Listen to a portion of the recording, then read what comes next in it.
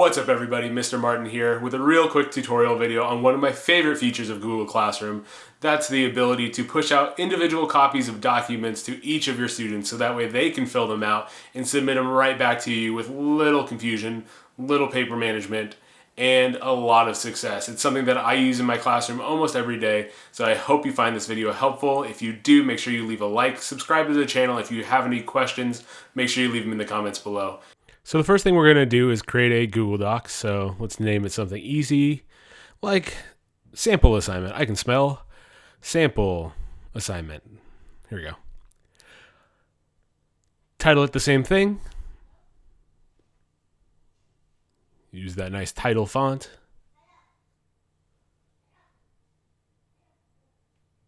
Next, we'll add a footer. I always like to put a footer in my documents, so let my students know where this is from. So this is from the demo class.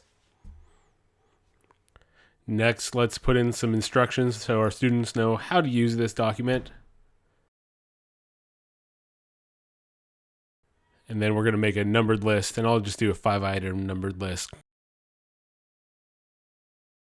After I do that, I go through and add a space after each question.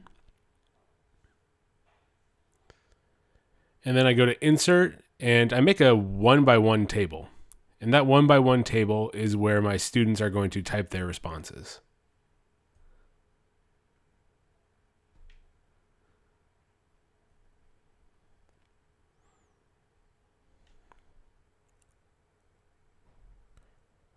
And that's it. Obviously, we could add more questions if we wanted to, or add fewer. And the nice thing about this is if we had a bunch of text in here and we had the tables inserted throughout the document, students would know that whenever they got to a table, that's where they would type their responses to the questions or the prompts. Next, we're going to make a sample assignment in our demo class.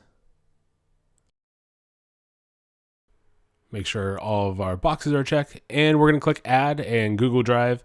And since we just made the document that you saw before, it'll be in our recents. But if it's an older document, you'll have to go through your Google Drive and figure out where it is. Now we're going to click where it says Students Can View File and choose Make a Copy for each student.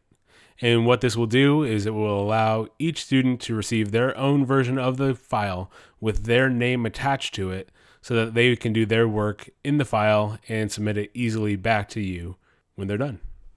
So as I said at the top of the video, hopefully you found this tutorial helpful. If you did, make sure you leave a like, and if you have any questions, leave them in the comments below. Hope to hear from you soon.